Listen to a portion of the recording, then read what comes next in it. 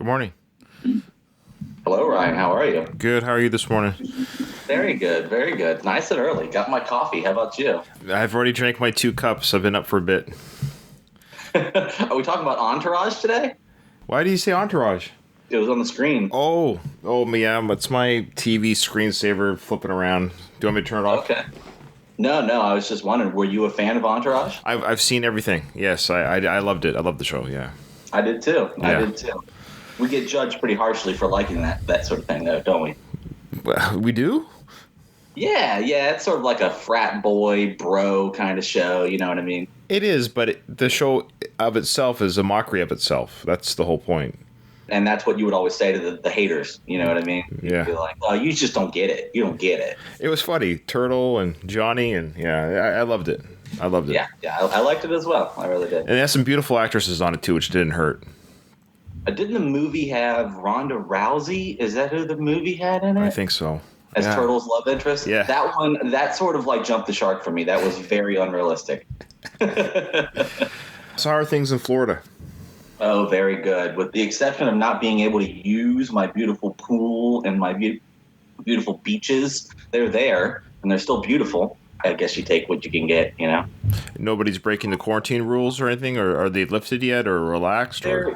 They're easing them, but individual HOAs and things like mine still won't reopen certain things. I think the beaches are partially open for exercise, and I don't know what Canadians' perspective on this is, but where would you rank exercise as like top 10 things that you do on a beach? I don't know where I'd put exercise, you know? Yeah, you see it in movies and stuff. I've certainly like California. I know at least what I've seen in movies and TV shows, they have like exercise gym equipment facilities at a beach, near the water. Oh, you're thinking like Venice Beach, yeah, like Muscle Beach, that kind of thing. Not as much in my part of Florida, maybe down by Miami. Yeah, it doesn't appeal to me. I don't lift weights. I do go for runs. I love running by nature, so definitely if I lived in a place where I could run beside the beach, I would do it for sure.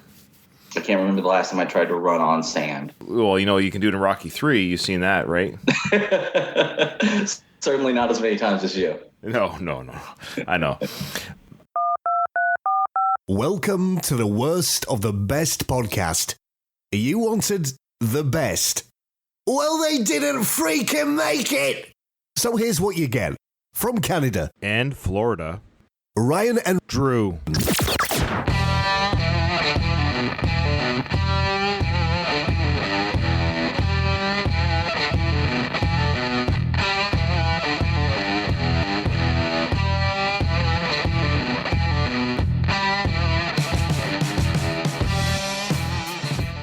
Welcome to the Worst of the Best podcast. I'm your host, and with me today is longtime returning guest host Drew from Florida. How you doing, brother? Good to speak with you again. I was just wondering, so the podcast that we do, I don't hear a lot about it on the shows that I'm not on. What's going on with that? What do you mean? It's just radio silence. I have no idea what's going on with Ryan. And then, I'm on a show, so obviously that one's a big hit, and everyone's talking about it. And then a couple weeks go by, and I don't hear about it. So tell me, what's been going on with Ryan? Oh, I see, because we only interact while we co-host together. You just only really enter my sphere or sort of into my orbit when I'm right here with you. Well, that's true, but, I talk to you more than a lot of family, so... Even with those breaks in between episodes. So I do appreciate you coming on, Drew, and you're always a sport to come on with it. Whatever topic I throw at you, you're always like, yeah, let's do it. It's good to go. And I try to give you more notice than, say, the YouTube one. Well, we have sort of a variety of different shows that we've talked about and a variety of different heads up that I was given. Yes. Well, this one, we're talking about John Lennon today. So we're talking about maybe some unpleasant or not popular or not the greatest things to be known for facts about John Lennon. Before we talk about John, do you have any kind of affinity or love for the Beatles as a band? Yeah, sure. Not really on top of their entire discography, but I don't know how you can just sort of like live in the culture that we have and not understand both their songs and their influence in the music realm, and then just as part of being a celebrity. You'd have to be living under a rock, I think, is the expression. I love the Beatles in the way that somebody of my age, like I'm 44, obviously I wasn't around in the 60s when they were at the zeitgeist of their life, but yeah, you'd have to be living under a rock. There's some great songs. They're actually, as I was doing the research or looking into John Lennon here, it kind of occurred to me there's a lot of books to read and stuff like that. I would like to look more into their history because I enjoy history. I enjoy celebrity history. And as I was looking at some of these things, I personally didn't know about John and what he was maybe not well known for, or some of his less popular known facts about him. I was like, I would like to read more about this and kind of investigate in depth why these things are known about John. But for me, things I knew about John Lennon is, of course, he was shot in 1980. He was, peace-loving, circle glasses wearing, long hair, married to Yoko Ono, all those normal stuff that we kind of know about John, and that he was, kind of the pretty boy of the Beatles in the young days. He was, between him and Paul, it seemed like there was a bit of a push and pull for leadership in the band. Both were lead singers. Very basic stuff that I know about John Lennon. Even amongst fans, people were kind of like, are you John, or are you John team or Paul team? I think that's pretty common. Doesn't that sort of like resurrect itself? I can remember growing up, and I'll just put myself right in that time, the boy bands of the late 90s. Okay, you wanted to love Justin, but then if you were a little counterculture as a 12-year-old, you were trying to convince people that Lance or JC were the better of the bunch. I don't think anyone went so far as to claim that Chris Kirkpatrick had the skills of that group. You get into these musical things, and once they become so big, you know that there's sort of a front man, but there are 4 other people, or 3 other people in this instance. So, sort of pick your plan B or pick your alternative favorite. So in this instance, yeah, if you pick me, who's my favorite out of the Beatles, I wouldn't say John Lennon, but I think going through different eras of their fandom, John Lennon was undisputably the front man for many, many years until the sort of split happened. So what we're going to do is we're going to break down 10 unpleasant facts about John Lennon. And as we speak to it, we recognize that if anyone listening is a huge John Lennon fan and thinks that what we're saying is unheard of or unsounded or not fact-checked, that's fine. Please add us on Twitter or on our Facebook page and let us know where we were wrong. We're not John Lennon experts. You can take it for yourself how true or not true it might be. We're not trying to be biased towards this. We're just saying these are things that John's known for. Ryan, hey, I'm not perfect. I'm sure people can come up with 10 unpleasant facts about me, but the difference between me and John is nobody idolizes me, and I never claim to be kind of a peace-loving saint or put up as one in the public.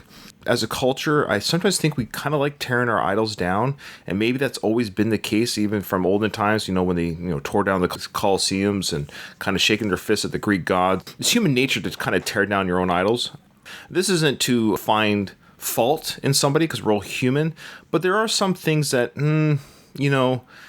how should I say this? Not talking about John Lennon, but let's talk about OJ for a second. The thing is, he was a great football player, and he was actually quite funny in the Naked Gun films, but it's kind of widely known, or suspected at least, that he got away with murder. Just because you can be good at something, and just because you can be well-liked for something, we're complicated as humans. There's things about OJ that aren't very nice, and we can talk about those maybe on a podcast, the 10 worst things about OJ. But John, in some ways, has kind of gone away with murder, in a sense, of his legacy, because he's so widely loved as a peacenik hippie, right, that maybe his life wasn't quite as peaceful and kind. And yeah, let's get into it. You want to get behind the scenes. You want to find out who is the person behind the hero or the person behind the celebrity. So a lot of these facts and things are actual facts about the man that did not rise to public awareness until probably later in his life or post-mortem. During John Lennon's life, he was the mythical character that was sort of created by the media and himself and his promoters and that sort of thing. If you're going to see a concert, you want to know what songs they're going to sing. You don't necessarily need to know like what the front man did yesterday, unless it was write one of those songs. Right. So you're concerned about what is the content that I'm going to get from this person, and what is the experience, and then who is the man that's giving me that experience? Well, that's a different question. So the first fact about John Lennon, I would say, was unfortunately unsurprising. That may be the case with several of these, so I won't say it every time. Just to preface, John Lennon was a man that was born in 1940. He rose to prominence in his 20s and into his 30s. He only lived to be 40. He was a person of his era. He was a person of his age at the times that he did these things, and obviously became very famous very young in life, as a lot of musicians do. So number 10 on our list is a fact that has been admitted by John Lennon himself, and that is the fact that he engaged in spousal abuse. He was a wife beater to both of his wives, both his first wife, Cynthia, who he was married to during the early years of the Beatles' fame, and then his eventual second wife, Yoko Ono. I didn't need to get into any of the dirty little secrets about this or prove anything. This was admitted by John late in life that he would get into fits of rage and he would strike his spouse. I know when we divide up this list, as I sometimes do, and well, actually, as I usually do with you, is I don't research or look into the ones that you're covering. I just want to hear your take on it on the air, so to speak. Hearing this, I saw the headline that, he beat his wives, physically abused his wives, but I didn't read about what he did or didn't do, like to what extent. I mean, there's no like one hit is as bad as 1,000. And I know what you're saying. He was kind of a product of his time a little bit. When our fathers or parents were children back in the day, in the 40s and 50s and 60s even, if you said, hey, Charlie's dad spanked me when I was over there playing, parents back then would have been like, well, what did you do wrong? Sure. That was very common back then. Like literally adults could have smacked a kid for giving lip or being disrespectful in their house, and a parent wouldn't have gone over and said, why'd you hit my kid? They would have been like, well, you were acting up. If an adult felt the need to spank you, you were probably acting up as a child. Now we're more enlightened and woke as a culture that we just don't hit neighbors' kids. we just let the parent know, hey, your kid drew over my walls. We don't do that in my house. Can you tell them not to do that? Yeah, so he was a bit of a product of his time, but unfortunately, spousal abuse still happens. And I suspect that whether you're a celebrity or the dregs of society, physical abuse on children and spouses unfortunately still happens today in 2020. So though he might have been a product of his time enough that he could actually admit it and still be John Lennon, it kind of tells you something a little bit. But yeah, he smacked women around, and that's, to me, pretty disgusting behavior.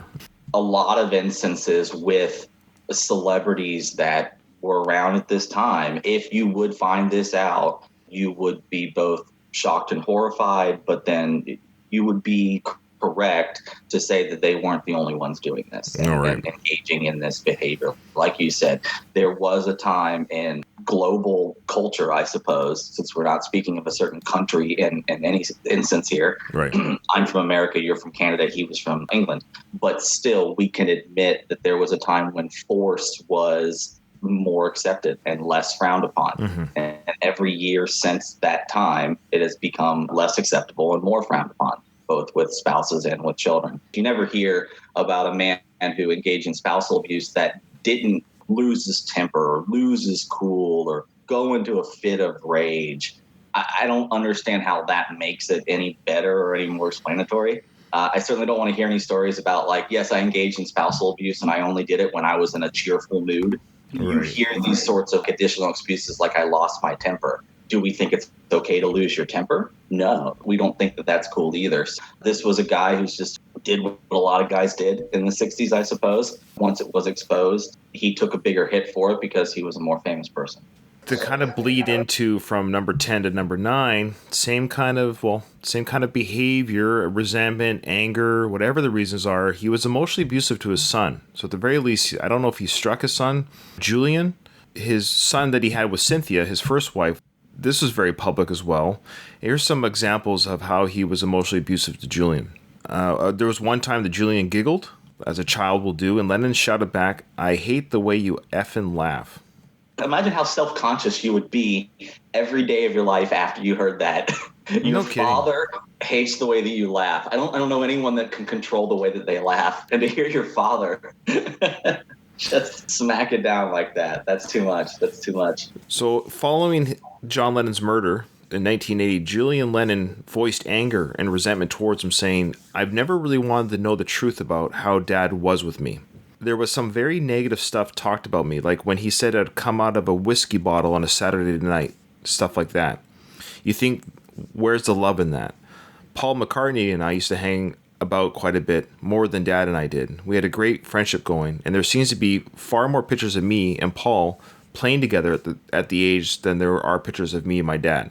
He goes on to say, I have to say that from my point of view, I felt John, my father, was a hypocrite. Dad could talk about peace and love out loud to the world, but he could never show it to the people who supposedly meant the most to him, his wife and son. How can you talk about peace and love and have a family in bits and pieces? No communication, you committed adultery, divorce. You can't do it if you're not being true and honest with yourself. Another side note here is Julian, was excluded from his father's will. He only received a $100,000 trust fund that was created by his father that he had to share with his half-brother Sean. But Julian, and I'm glad he did, sued his father's estate in '96, and he reached a settlement of £20 million. As we get older, and even as Julian got older, he said here, by 2009, Julian's feelings toward his father had mellowed considerably. Recalling his renewed contact with his father in the mid-'70s, he said, Dad and I got on a great deal better then. We had a lot of fun, laughed a lot, and had a great time in general. My memories of that time with Dad and Mary are very clear. They were the happiest that I can remember with him. Now, they're the happiest he can remember, but a young child to experience that kind of emotional and neglect and to see the family torn apart by the father, it's going to affect somebody for many years. As we sometimes do, and I've noticed this in my personal life and even within myself, because I'm 44 now, so yeah, I'm 4 years older than John, and I've been a parent. I've actually been a parent myself since 1998, and I'm still currently a parent in 2020, meaning I have 5-year-old or soon to be 6-year-old twins now. So because I've had 2 marriages, but I've been a parent for 22 years. And I can say that I don't know if I'm a better father necessarily, or I'm just older, or a bit of both. But as we get older, things that angered us, things that upset us, things that caused us pain, the way we react today to the same maybe types of events, we didn't act the way we did when in our 20s. And I suspect John was the same as a father for his first child. As they got older, and as people do when they get older and their brains form differently, we get a little bit calmer. We can get a little bit more mellow, and we get a little bit more forgiving. So it was nice to see that at least Julian could bury the anger in his heart a little bit, but still he has the pain of that was his childhood, which sucks because that will never not be taken away from him, that he had a sucky childhood, that he didn't have a relationship with his father. He doesn't care that his dad's in the Beatles. He just wants a dad. Right. This seems like something that happened to families during this time period and previously. You seem, at least in the media and in depictions of this time, you see this sort of very popular man, probably with a very important job. He feels the need, or he feels that he has to separate himself from his actual family in order to service the world or service the company that he works for. In order to really tap into this talent that he has to give himself to the world rather than be with his family. He's ascended beyond the family, and the family is going to have to deal with that because their father is more than just a father to this family. He's a global superstar. I just sort of see it time and time again with men during this time period and previous. There's this thing that he's got to do, and it's much, much more important than just being a dad. A dad is something that you would do if you didn't have major music talent. Some celebrities are able to handle being a parent very well and being a celebrity. I think as we get through our list, there's a couple down the line here which maybe speaks to John's true intent of being a celebrity when we'll get to that. So maybe being a parent wasn't on his priority. Yeah. Which takes us into number 8 is a combination of things that John did during his life that make people believe that he may have been something of a pathological liar. Now, when it comes to being a famous figure in the 1960s, you could get away with doing and saying certain things that could not be fact checked. In John's rise in trying to create this character that the world would latch onto and buy a bunch of records from, he essentially created what was his backstory out of whole cloth. And that includes certain things about him, John Lennon, the person, that just were not true, but he still sold it to the world because either they could not find out the truth and prove him wrong, or if they did, it just would not matter. So John Lennon told a couple of lies in his life that sort of stick out. For one, he claimed that he had been a working class kid from Liverpool. In actuality, he had sort of a comfortable middle class upbringing. He also denied being married during those early years to that woman, Cynthia, while he was becoming the sort of pop sex icon. You don't want to hear that guy's married. So he just sort of passed off that he wasn't married. Later in the career of the Beatles, he made up a couple of lies about why he was leaving the Beatles. He blamed it on Paul McCartney and trying to move the band in a certain direction. In actuality, John Lennon was struggling with drugs and he really needed to get out of the band. That's a different sort of a lie. It's sort of like, what are your motives? And maybe there were two motives. Maybe he was addicted to drugs and Paul was trying to point them in a different direction. You pick the one that works best for you. And so that sort of thing. He claimed when he came back into the public eye later in life, he made a couple of claims about what he had been doing in that time off. So he claimed that he had been baking bread and staying at home. That's a little bit weird. During this pandemic, aren't a lot of people staying at home and baking bread, Ryan? Yeah, yeah, that's true. They're just pulling a John Lennon. They don't even know it. In actuality, what was John Lennon doing during that time? Drugs. He was doing a lot of drugs. Right. Yeah. So the sort of public image, and this, not entirely surprising, wouldn't be shocked if there were celebrities today that were still sort of trying to pass off a certain sort of image about who they were before they were a celebrity. I think about Lana Del Rey. I just want to throw that one out there. She's been caught lying about her image and trying to cultivate certain things. I don't even know if people really care anymore. One, why would you do that? Everything is pretty easy to be fact-checked these days. Understand the very basic motivation behind doing that you're trying to create a character that is not you, and that character is the one that's doing all the art. So what are your thoughts about John Lennon, the pathological liar? Color to be not surprised. Exactly. I hate to say this, if you hate your wife and emotionally neglect your child, and it seems like from what I understand, he always had like something different on the go than what was going on. Yeah, I was very surprised as I looked into some of these allegations towards him as a human. I found it very surprising, but I couldn't find anything that discredited what we've looked into. And so his line, sure. He's trying to create an image for himself, and he's looking out for himself. And I wonder who the real John Lennon is. I think a lot of people would ask that question, and there's been so much investigation into this man. He was the most famous man on the planet for something like a decade or something like that. My question would be, of his bandmates, do we know of any instances of Paul, Ringo, and George making up who they were, sort of framing their life in this sort of way? Have you ever heard anything like that? I was going to say one of our episodes will have to be his Paul McCartney, the real Paul McCartney. Well, okay, so you hit that there. I know about that conspiracy, and that one is very interesting to me. It's fascinating. At the end of the day, the thing about conspiracy theories, whatever you want to call them, I don't even like the term conspiracy theory. Alternative stories. Alternative stories. We've done conspiracy theory episodes on this podcast, and I've always said at the end of the day, even if none of them are true, I've always admired the ability to take something and run with it, and to actually within the conspiracy theory narrative to make it make sense enough that I can see why you're saying what you're saying. I find that admirable and fun.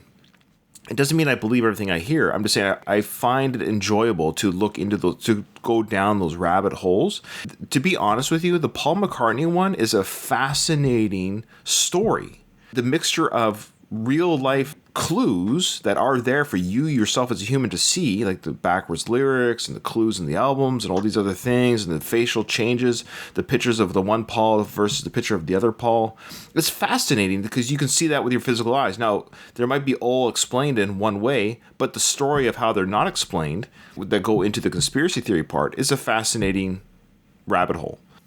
What do the other Beatle members say about themselves? Or I'm sure they have stories, and that would be a fascinating thing to look into. If that doing this research, this very little research on John Lennon here, there's some books I want to read. There's some fascinating history here that I think would be very fun to read about this band. I completely agree. Just sort of being like a fringe Beatles listener or awareness, this exercise and this podcast has made me, want to know more and maybe see some of the many movies that were made about John Lennon, the one about his death with Jared Leto, or read these books, because this was a man that people tried to put their finger on. This was a man that people tried to figure out. They put a lot of effort into it. He was a little bit dodgy along the way. He is an interesting man. You can't deny that. He might be a good man, bad man, best Beatle ever, worst Beatle ever. You cannot deny that he's interesting. Yeah, absolutely. One of the biggest things that people don't like about John, especially if you are a Beatles fan, is his relationship with Yoko Ono, the kind of downward spiral between Yoko Ono and him and the drugs leading to the late 60s. And that is that he broke up the Beatles, that John himself broke up the Beatles, not just Yoko. That is, again, something that is pretty much understood, that he kind of wanted out. He wanted to do his own thing, and he wanted to go solo. Yoko pushed him out, I think, helped with that, whispering in his ear. Yoko Ono, I can't find anything redeeming about her.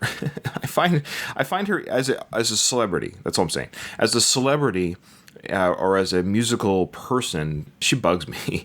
I always wondered what John's life would have been like had Yoko Ono never existed. Sure. He's the one that's pushed him into those kind of strange things. Yeah. Well, they did these weird albums, experimental albums called Unfinished Music Volumes 1 and 2. The first one was called Two Virgins. It was more known for its cover than the actual quote-unquote songs inside, because that was with both Yoko and John naked on the cover. Ooh. Unfinished Music number 2, Life with the Lions, and Wedding Album. These are 3 albums that were just critically hated by fans and critics. He was addicted to heroin at the time. And here's a very telling thing here, though. The band renegotiated their contract with the record company, and John was already kind of on the way out to wanting to do his solo stuff, but he promised not to tell the media or anyone that he was going to go solo. I think the idea with the Beatles was they were going to maybe continue without John. There might have been some sort of discussion about that, which in hindsight, it wouldn't have worked anyways. As much as John might have been who he was, you can't have the Beatles without John Lennon. In 1969, September, John Lennon agreed not to inform the media while the group renegotiated their recording contract. However, John was outraged that McCartney publicized his own departure, releasing his debut solo album in April of 1970. And check this out. So Lennon's reaction was, and this is him quoting, he said, he gets all the credit for it. So look at him getting mad about this. He later wrote, I started the band. I disbanded it. It was as simple as that. So he admits that he did it. He admits that he disbanded the band. He goes on to say, I was a fool not to do what Paul did, which was use the departure to sell a record. He's both a megalomaniac and on his high horse. He was mad that Paul thought of the idea of like, yeah, we're no longer the Beatles and I got a solo album. And John was like, hey, I thought I was, I was going to do that. I was kind enough not to do it, and you did it. I wanted to sell the records. I disbanded the band. I'm going to be the solo artist that everyone loves. So even in the band's breakup, there's a competition between Paul and John about who's the better solo artist. If the band broke up because he was on a bunch of drugs, well, maybe he was on a bunch of drugs when he did these interviews because he sounds like a crazy person. Whether or not he did break up the band to go out there and take credit for breaking up the band, I don't know what the image was supposed to be there. But again, he was always sort of cultivating this thing. So I'm sure in his head, he thought this is going to make me a bigger deal if I take credit for doing this thing. No one else could do this thing. The Beatles were bigger than Jesus. So how could any one man destroy that? Well, this one man did. just makes him seem powerful or something. That might have been what he was going for. Maybe he didn't know how to keep a band together, but maybe he knew stuff about the political world. Do you have any idea about that? Number 6 is an allegation that of all the bad things that John Lennon did, one of them was he was politically clueless. Now, this indicates that John Lennon tried to get into politics in the 70s. He garnered a reputation of being a political activist in the 60s, basically because he allowed himself to have his picture taken with other people that were political activists. So he sort of put himself in that realm just sort of by rubbing elbows. And okay, again, sort of the image that he was trying to create, he's going to stand next to, I don't know, Mother Teresa and let people think that maybe he's added a little Mother Teresa-ness to him. That's just something that people did back then and they still do today, just to sort of get that rub. In terms of what he did, a lot of people that were actually in political activism saw him as a poser. Yeah, that's what we used to say all the time in the 80s here in Canada. It was a very, very big word in the early 90s. Yeah, 90s. You'd use it just about any way you wanted to slander somebody, call them a poser. It's a great word. It's actually a great word because it means just what you think it means. You know, you're pretending to be something you're not. You're a poser. Yeah, I love it. It's a great word. Yeah, absolutely. Of the things that he actually did, none of them are really to be proud of. John Lennon was known for giving money to groups like the Black Panthers. Yeah, that was actually a really well-received Marvel movie, I believe. Wakanda forever, my friend. Yeah. So he helped budget. So he helped budget that film. Good for him. Okay. John Lennon is the person that gave the money to the country of Wakanda so that they could develop the vibranium technology. Everyone knows that. It's always been that way. Awesome. No, but the Black Panthers were like a militant, pro-African American group here in the States. I don't know if they were ever international, but more or less what they were known for is staging rallies and not being pacifists, actually intimidating white people, I think people at the time would say. But these Black Panthers were trying to garner awareness and garner strength for a civil rights movement in their own way. I don't know if John Lennon giving money to them is a bad thing or something to not be proud of, but it does not fit in with John Lennon's peace vibes. You could argue he's against racism, so he's probably wants to fund a group that's challenging improper treatment. I mean, yes, racism and violent behavior towards any creed, religion, sexuality. Yes, we should not hurt people and be violent in our protests. So I think peaceful protesting is the key. So I think what you're saying is the Black Panthers, maybe they weren't the most peaceful protesters against inequality. That's what I'd say. I'd say of what I know here in America, if you're going to support a civil rights movement and you give money to the Black Panthers but not to the NAACP, I think you're sending a message. One of them is doing things sort of within some guidelines, and another one is sort of trying to break down barriers and break down walls and being very aggressive about it. Maybe as a political poser, maybe John Lennon was not carefully cultivating where he was putting his money. He's got this peaceful, loving agenda, and then he's not paying attention to all of these groups that he might fund. Do they fit into that agenda as well? Like, is his portfolio lined up, kind of thing? All right, number 5. This is probably the most controversial. Thus, is probably the most subjective of the ones we've done so far because this deals with him just as a musician. Okay, so there are people who consider Yoko Ono an artist. Again, we'll use her as an example. They consider what she does music and art. And I'm sure she has her fans and her people that love her, but I listen to Yoko Ono and I want to gouge my ears out with a pen. You don't get it, Ryan. No, I'm an idiot. I don't get it. It's pretty well known that John himself was, an average guitar player. He could find mostly the basic rhythm parts. His piano playing wasn't that much better. He wrote some very well-known songs, mind you, but not as many as Paul. George Harrison was a wicked guitar player. For the record, he's my favorite Beatle. Because I like George's personality, I love his quietness, and I love his musical talent. We know that Paul's a great bass player, great guitar player. He's obviously very talented. His post-Beatles music tells you that Paul's no slouch when it comes to making music. Same with George. Even Ringo Starr is a very talented musician. I think of the musical ability and with the products they did outside the Beatles, John does rate last. I think if you were to tally up all the work of the post-Beatle work of quality, John is last. And I don't even think that's that subjective. I think you just look at the quality of songs and the music, and experimental stuff just means chaos. I don't know what that means. John swore that his experimental music will speak to you and it'll bring you to some sort of Zen-like thing. If you listen to it, go ahead and go on YouTube. You'll see if you feel Zen or at peace with the world listening to that stuff, all the more power to you. He had almost nothing to do, for example, with the Sgt. Pepper. Most of what came after was by everyone's mission, largely at the behest of Paul McCartney. For example, by the end, as you can see in the film Let It Be, McCartney was desperately trying to motivate Lennon, who simply didn't want to be there. Can you name a single track from or some time in New York City? Never heard of it. Well, there you go. Again, there's John Lennon fans out there who might be listening to this episode who are screaming at their iPhones right now as they're listening to us, and that's fine. We're not subject matter experts. I know I'm not, and I'm not that familiar with John's post-Beatle work, but that maybe speaks to it. Like, I'm more familiar with George Harrison's and Paul McCartney's work, and I know that they were well loved by many people musically.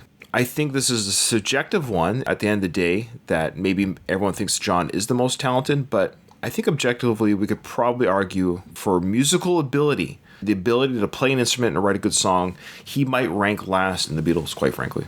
And doesn't that make sense? You think about either real bands that you've seen or heard of and how it breaks down. The front man is charismatic. He's the person that someone wants to see. He may or may not have the talent. There are people that are doing the work for him that's lift him up. He's standing on their shoulders. And eventually that sort of thing does come to light. In the early years, they were just, it doesn't matter if John Lennon is the skilled one. Right. He's the one that's getting people the butts and seats kind of deal. See that Exactly. across a lot of entertainment. There's someone with the skills, they may not be the one that is the attraction. There's bands that I enjoy that are nothing like the Beatles, just some hair metal bands and rock and roll bands I grew up with, where some of the singers went solo. Like the lead men, the front men of this band, they go solo, and their solo efforts were horrible. They go back with the band. So collectively as a band, most bands, they get popular for a reason because warts and all, their combination somehow just makes it work. Sometimes when the guitarist or singer leaves a band to do a solo effort, you're kind of left wanting. I think with the Beatles, I think that actually is the case for all four members. I think when they all went solo, nothing that they ever produced was the magic of the Beatles. That's your measuring stick, though, however, who is the better musician and songwriter outside of the Beatles? I think it's Paul, and I think John's at the end of it. But none of what they did, in my humble opinion, measures what the Beatles did together. So warts and all, and that includes John's personality and his warts and all and his lack of whatever. Yeah, for whatever reason, the combination of the four of them, even with the battles and the infighting, they just produce some amazing stuff. It's just funny how that works. It's the sum of the parts. That's what it is. I'll move on to our next on the list. This would be number 4, which is the instance that John Lennon is somehow thought of as a leader. He's thought of as someone that introduced the world to certain types of music and reinvented himself to sort of show us a lot of new things that we didn't know about. And this would just be in his style of music. The early Beatles sound, some claim it was largely stolen from an American R&B tradition that already existed, probably amongst African-American artists or primarily in the American South.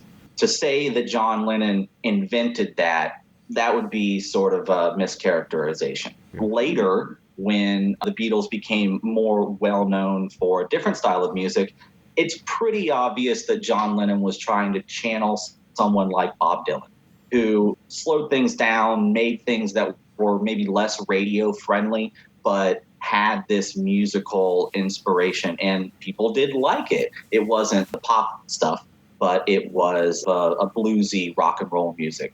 People think John Lennon introduced that to the radio or to the charts. He did not. Other people did that before him. And then finally, when he was doing, I think, his solo stuff, Lennon changed his style in that way, but he wasn't the first one to do that either. He was borrowing from inspiration from like psychedelic California drug bands. John Lennon was not inventing new styles of music. He may have been able to access styles of music that were not nationwide or globally prevalent, and then he borrowed those things and then passed them off as his own. That happens all the time. If you have a bigger platform, then you can find these sort of inspirations that have not reached your level of success and just take a stab at pawning that off as your own. He's not the first person in music to do that, and he certainly wasn't the last. People sort of conspire against Lennon when they say he was not the musical genius that he passes himself off to be. Which actually leads into number 3 a little bit, what we talked about earlier with him being a bit of a poser. There is some argument that he was a bit of a conformist. So despite his reputation of being a free thinker and following, quote unquote, his own path, he was desperately always trying to fit in. To fit into nonconformity is a form of conformity, if that makes sense, because Sure. I don't believe in anything. Let's say I'm a nihilist or whatever, but that's a belief system. To say you can't not exist when you're existing.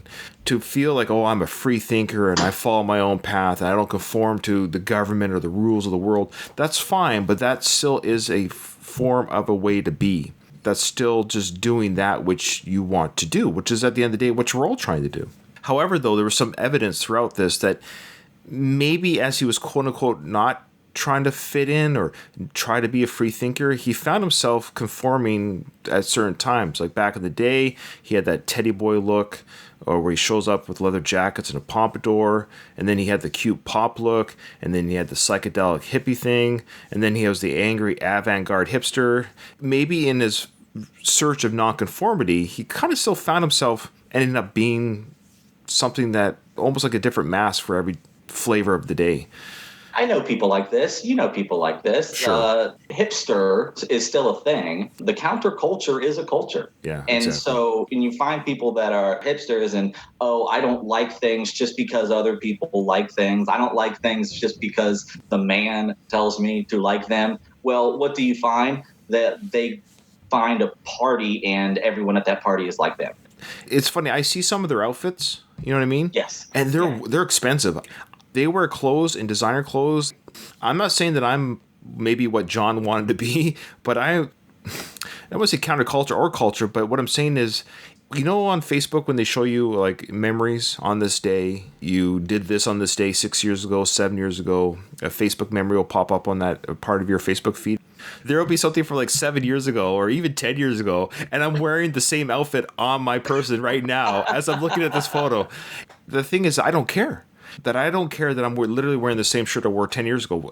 Maybe that's what John was looking for, is to be truly counterculture in a sense. Is I don't know who the social influencers are. I don't know what's in style. I just wear clothes. I actually don't know. My wife, bless her heart, she buys me clothes because I just don't. John had more identities and more looks than I've ever had in a 10-year period than I've had in 40 years. Think to yourself, that person put a lot of effort into looking like they didn't put any effort into it. Yeah, thank you. Right? It takes a lot of work to look like you don't care. It sure does. It sure does. You care so much about not caring. Yes. It is transparent. I believe I really don't care because it's not till I see those pictures I'm like, oh, wow, I am wearing the same clothes I wore 10 years ago. Okay. I think if John Lennon were around today, there might be some eye rolling, some very, very deserved eye rolling at a person like John Lennon. I will lead us into number 2. Number 2 on our list is just a general allegation that John Lennon was desperate for money and fame, that he was everything that he did. You can boil it down to, how does this make John Lennon more money and more famous? Was he an artist? Was he an artiste? Was he some sort of musical legend? Was he a genius? Or was he a musician who knew how to make himself rich and famous? You can go to different quotes that he made during the come up of the Beatles and then at the end. At the beginning of the Beatles, he used to tell his bandmates that the band was going to go to the toppermost of the poppermost. But it sounds like he had some aspiration.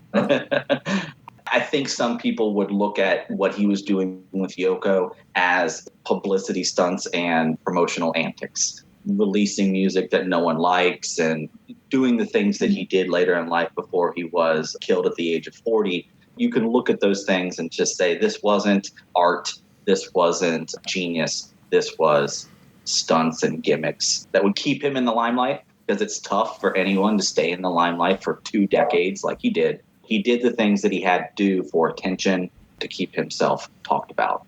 Number 2 kind of encapsulates everything that we've been talking about.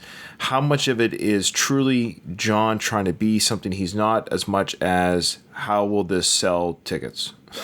Number 1 actually really now encapsulates everything. The idea that John himself may have just been hypocritical his whole life, between the lying, the image that he's trying to portray. And this was one of the reasons that John Lennon's murderer, Mark David Chapman, after he killed John Lennon outside of his apartment, and he told that his motive, actually, one of his primary motives for killing John, was that he was hypocritical. he as a fan, maybe in his own discovery, being a fan of the Beatles, and John, this fan, very obviously a fanatical fan, to the point that he wanted to be known as the man that killed John. But one of his bones to pick, so to speak, as a killer was that this artist or idol or celebrity was so hypocritical that drove him to that angry motive. That doesn't make it acceptable, but that's what he said really irked him as somebody who shot the man. The evidence towards this is the man who sang Imagine No Possessions, of course, lived in a millionaire's life in a posh hotel in New York. The man who sang Imagine No Religion was obsessed with every spiritual New Age fad that came his way, including Hindu meditation, the I Ching, and astrology of all kinds. And the man who sang All You Need Is Love was a bitter, violent, and angry man who abused his family and friends. And the man who praised having nothing to kill or die for helped finance, as you said before, and publicize radical groups who extolled the use of violence.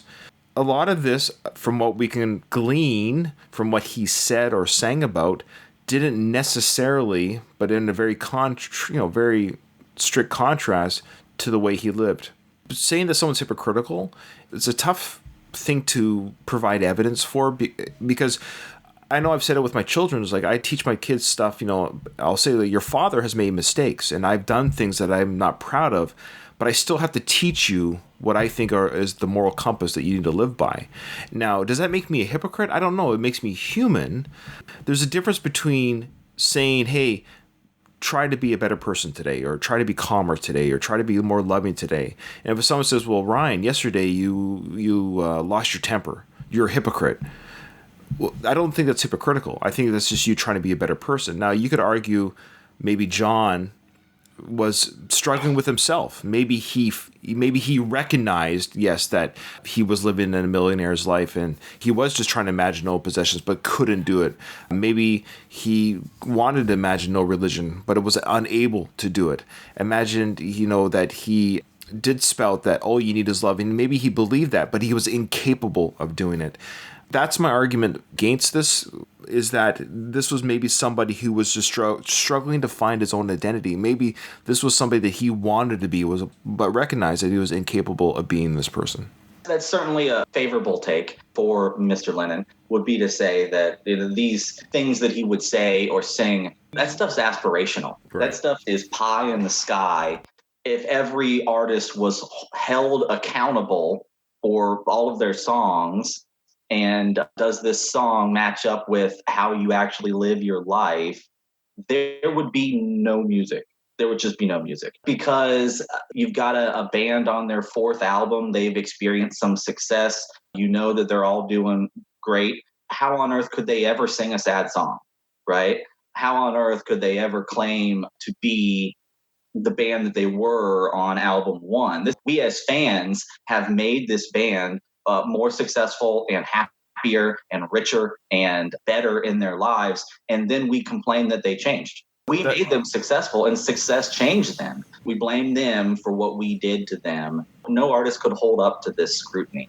To call John Lennon a hypocrite because he sang a song once about not having money, and then you found out he has money, I don't think that's what a hypocrite is. I just don't think that's what a hypocrite is. A hypocrite would be something like being a proponent of peaceful tactics and then being very, very out front about giving money to the Black Panthers. I think that's it. I think that's more evidence there. I think that's more evidence there of hypocrisy, yeah. Yes, now we should have said, if you're a new listener of the show and this is your first time listening to the podcast, you're like, what is the deal with these guys? Well, what we do is we pick the worst from a list. Now, I guess this is kind of sounds terrible, but this is the best evidence towards, or the best list of bad things about John, or unpleasant facts about John Lennon.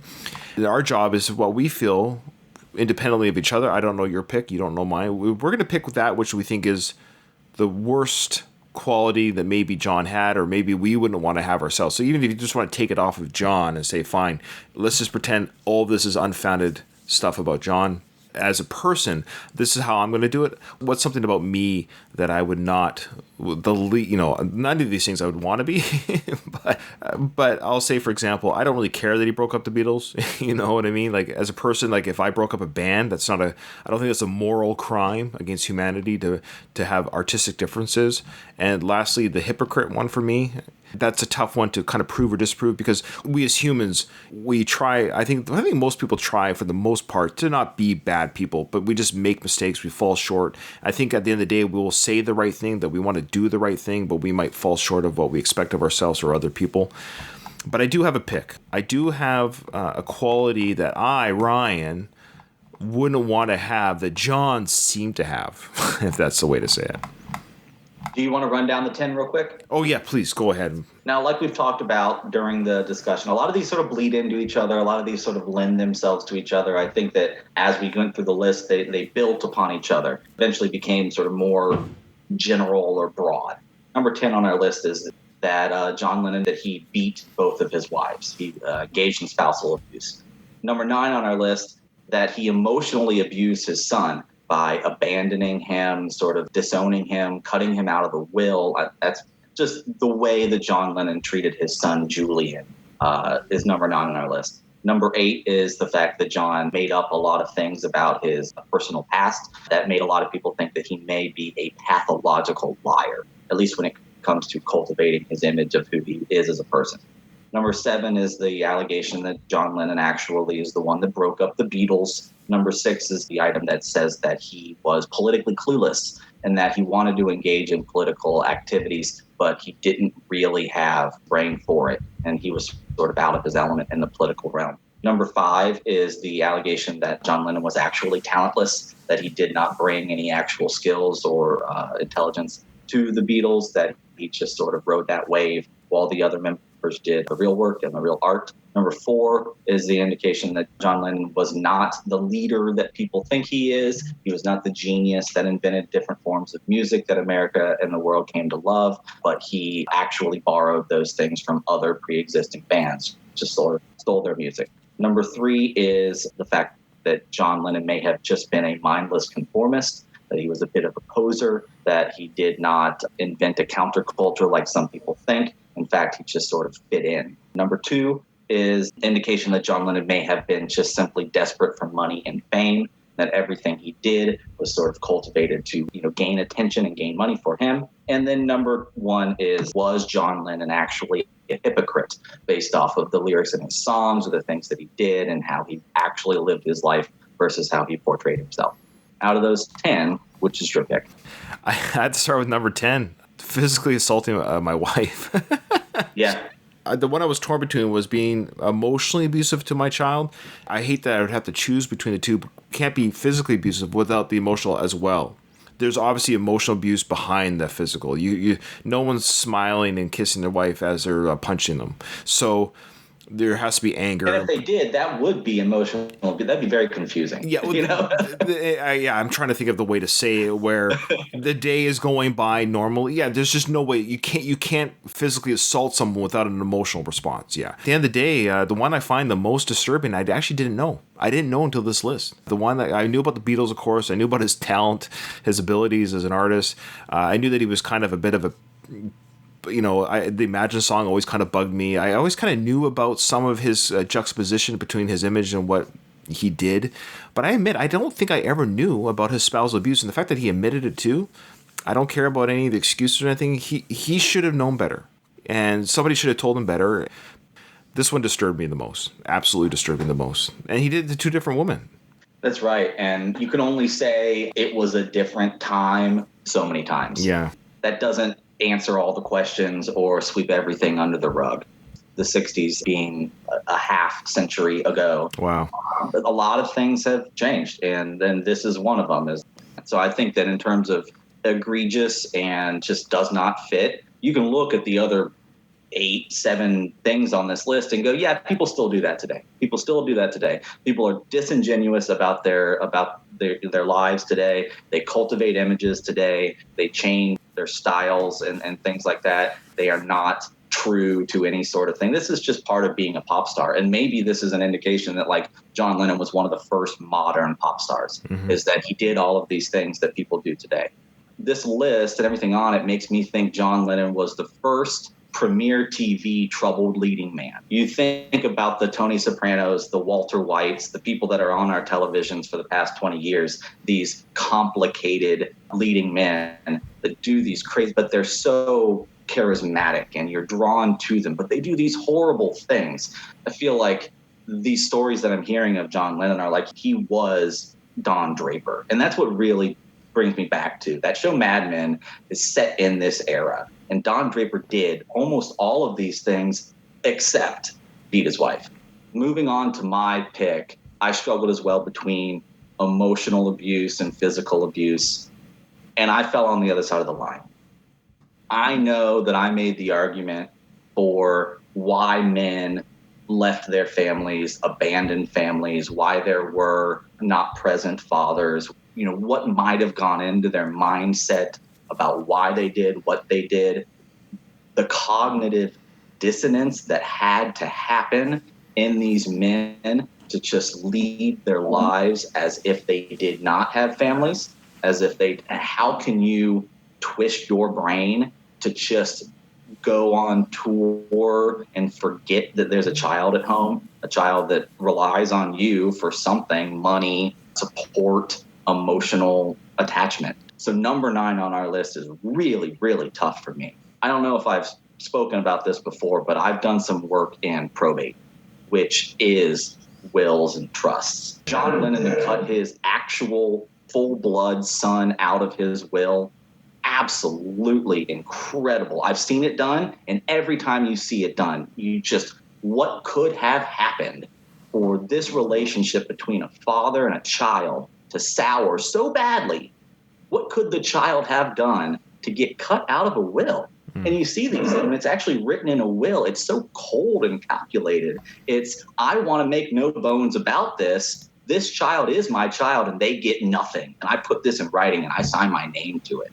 It's cruel. I think there's cruelty. And that's what separates it from a fit of rage where you beat somebody, you were angry, there was a temper. This man, John Lennon, had to speak with attorneys about what he wanted to do with his money, all of his money, and he had to say to these attorneys in a calm, several times, he had to say, do not give my son a cent. That's cold. You know, telling him that he laughs bet poorly, that was a jerk. And there's a lot of things on this list that make me think John Lennon was a jerk. The thing about cutting your son out of the will, that's cruel. That's mean. Leaves a bad taste in my mouth. So that's where I fall. Number 9, the way that John treated Julian. What I like about this podcast that we do is hearing how your personal or other co-hosts' personal experiences or whatever might lead them to their decision, if that makes sense. It's interesting to hear, especially in this as you working in the law field and what have you, you've seen this firsthand, how that has affected you and how this list then affects you because you're spelling that out of what a adult, father, parent, the lengths they go to cause further pain to their children. It's I could just as easily say 9 as I could 10. Yeah, your arguments are very sound. Very sound. Something that struck me, this wasn't like number 9 wasn't my item. I listened to you describe it, and it hit me like a truck. I did not think that this guy was that kind of guy. Now, of course, leaving a trust for him, you know, that's no small pickings or whatever, but trusts have these rules, and you know, you wouldn't get all that money immediately, and the trustee would take some of it, and he had to share that. It was a pittance of an amount. I mean, John Lennon, he got $100,000. Come on, you think John, and he had to share that with Sean, so he got maybe 50, maybe 34. You know, I'm glad Julian sued the estate and he got 20 million. Good. And that'll be my follow up after this podcast. I'm going to look into that because it just interests me. how he got that. I mean, he got a settlement, right? So he did not like win the case. He just provided enough that maybe he got his settlement as like a go away. You know, I think so. He got like a nuisance payoff, but it was much better than the trust he was left with. So Yeah. Thank you so much, Drew, for coming on. And remember, even in the world of the Beatles, in front of every silver lining, there's a cloud, and we're here to help you find that. Don't be like John. Be the person that he maybe wanted to be. Thanks for coming on, Drew. thank you. Talk to you soon.